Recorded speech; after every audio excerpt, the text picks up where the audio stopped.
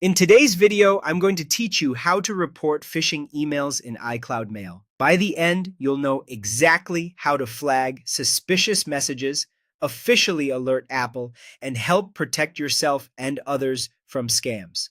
First, let's quickly clarify what we're doing and why it matters. Phishing emails try to trick you into clicking malicious links or sharing personal information by pretending to be someone you trust, often a well-known company. Reporting them does two important things. It improves Apple's spam filters so fewer of these reach inboxes, and it provides Apple's security team with evidence they can analyze to disrupt scammers. Start with the quickest action inside iCloud Mail. Move the message to junk. On iCloud.com, select the suspicious email, click More, then choose Move Message to Junk. You can also drag it into the junk folder. This tells Apple's system that the message is unwanted and helps train filters.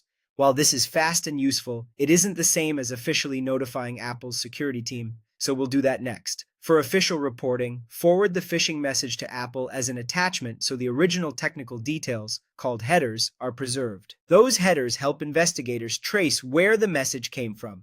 On a Mac, open the message, go to the message menu, choose forward as attachment, and then send it to Apple's dedicated phishing reporting address, which you can find on Apple's support site. If you're on an iPhone, iPad, or using iCloud.com and you don't see a forward as attachment option, simply forward the email normally. It's still helpful, even if the full headers aren't included. If the suspicious message is more like general spam or unwanted bulk email, move it to junk, and you can also report it to Apple's abuse channel listed on Apple's support pages. The same abuse channel is appropriate for issues like harassment or impersonation.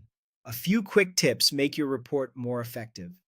Do not click any links or open attachments in the suspected phishing email before you forward it. Try to include as much of the original content as possible so Apple gets the full picture. And don't add personal details to your report.